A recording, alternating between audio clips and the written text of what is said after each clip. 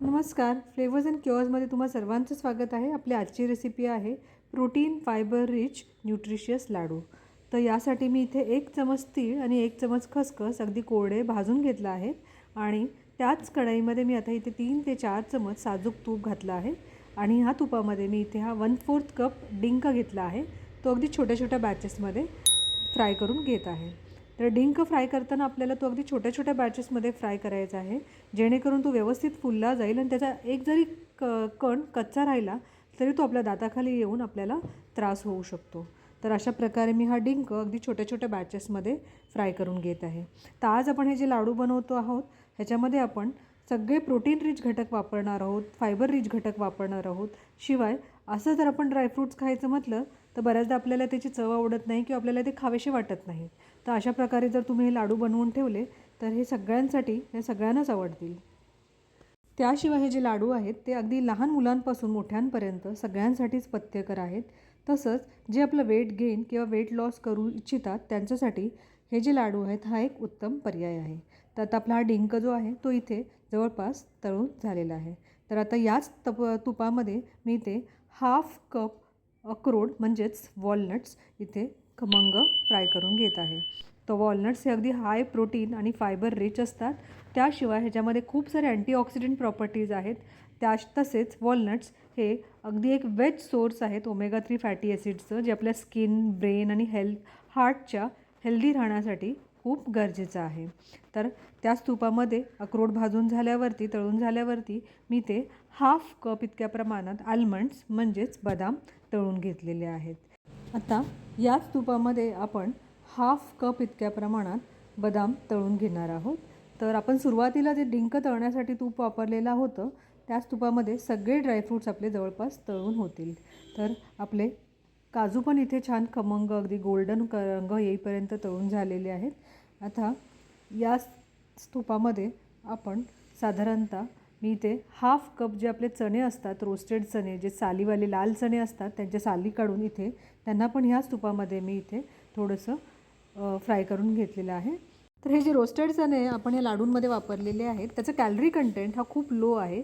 त्यासोबतच ते high fibre आणि हाय प्रोटीन रिच असल्याकारणाने आपण हे जे चणे वापरलेले आहेत ते डाएट करणाऱ्या व्यक्तींसाठी एकदम उपयुक्त आहेत. तर आता याच कढईमध्ये मी 1/4 कप पिस्ता जे आहेत त्यांना पण इथे छान फ्राय करून घेत आहे. तर आता आपलं जे कढईतलं तूप होतं ते जवळपास इथे संपलेलं आहे. तर मी इथे थोडंसं तूप करून पिस्ता जे आहेत त्यांना पण इथे छान खमंग तळून घेतलेलं आहे.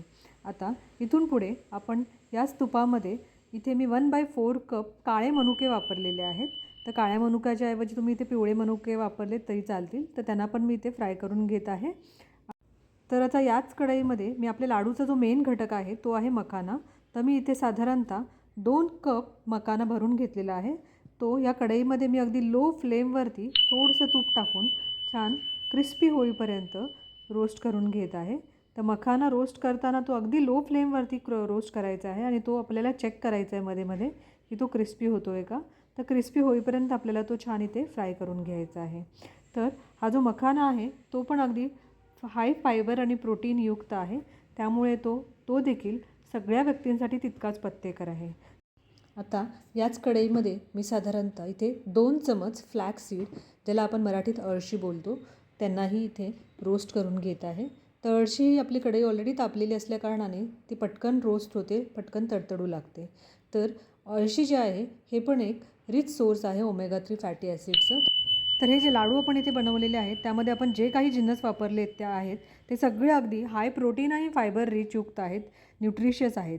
तर हे जे लाडू आहेत ते सगळ्यांसाठी तेवढेच पथ्यकर आहेत, अगदी लहान मुलांपासून मोठ्यांपर्यंत. फक्त जर हे गर्भिणी स्त्रियांसाठी जर आपल्याला बनवायचे असतील तर त्याच्यामध्ये फक्त आपल्याला इथे डिंकाचा वापर करून चालणार नाही, कारण डिंक हा मुळात थोडासा गरम असतो. तर आपले सगळे जिन्नस जवळपास इथे तळून झालेले आहेत. तर आता सुरुवातीला आपण हे जे ड्रायफ्रूट्स भाजून घेतलेले आहेत ते अगदी आपण इथे मिक्सरला फिरवून घेत आहोत. तर जे काही जिन्नस आपण वापरले आहे ते सगळे मिक्सरला फिरवताना आपल्याला त्याची भरडच करून घ्यायची आहे, प्रॉपर पूड किंवा पावडर करून नाही घ्यायची आहे. तर आपले जे ड्रायफ्रूट्स होते ते मी इथे 2 बॅचेसमध्ये त्यांची अशी भरड पूड करून घेतलेली आहे आणि ती एका परातीत काढून घेत आहे. तर आता याच मिक्सरच्या जारमध्ये मी इथे जे चणे आपण रोस्ट करून घेतलेले आहेत तुपामध्ये, तर त्याची पण एक पावडर करून घेत आहे.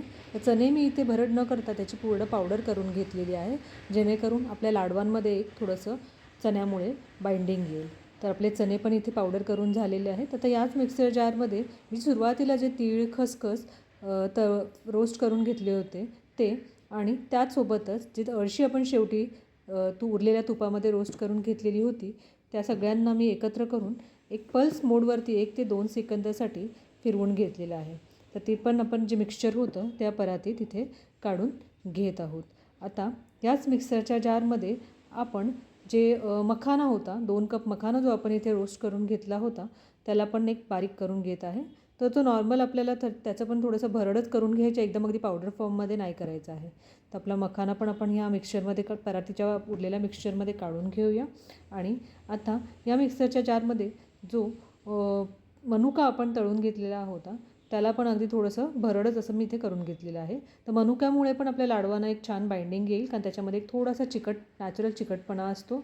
तर तो जो वाटलेला मनुका आहे तो पण मी या परातीतल्या उरलेल्या मिक्सचरमध्ये काढून घेत आहे. आणि आता याच मिक्सरच्या जारमध्ये आपण डिंक अगदी 1 ते 2 सेकंदासाठी पल्स मोडवरती फिरून घेत आहोत. डिंक जर आपण इथे फक्त क्रशरने क्रश करून घेतला किंवा हाताने जरी तो क्रश केला तरी तो सहज क्रश होतो.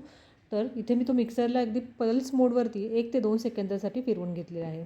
तर अशा प्रकारे आपले जे सगळे जिन्नस होते त्यांची भरड करून आपलं एक साधारणतः एक मिक्सचर तिथे तयार झालेलं आहे. तर आता आपण हे सगळं छान असं मिक्स करून घेऊया. तर हे जे आपण ड्रायफ्रूट्स वापरलं आहे, मखाना वापरलं आहे, हे सगळं मुळात थोडं थोडं गोड असतं. त्याच्यामुळे आपण जो लाडूंमध्ये ह्या गोडवा येण्यासाठी इथे फक्त जो गूळ वापरणार आहोत तो एकदम कमी प्रमाणात वापरणार आहोत.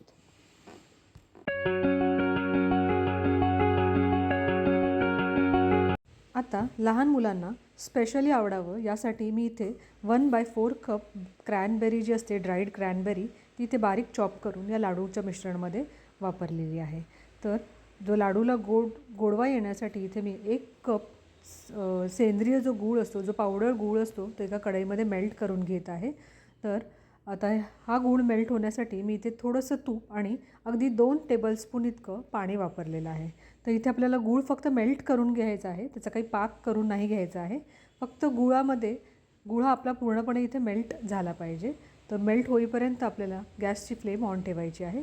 जसा गूळ मेल्ट होईल तसं आपल्याला जे लाडूचं जे मिश्रण होतं ते या कढईमध्ये घालून सगळं असं छान एकजीव करून घ्यायचं आहे. तर आता आपण ह्याला छान अगदी हलक्या हाताने अलगद मिक्स करून घेऊया. पूर्ण अगदी कढईच्या तळापर्यंत आपल्याला चमच्याने छान इथे मिक्स करून घ्यायचं आहे. छान मिक्स करून झाल्यावरती आपल्या लाडूला आपण अगदी थोडंसं कोमट असतानाच आपल्याला याचे लाडू वळून घ्यायचे आहेत.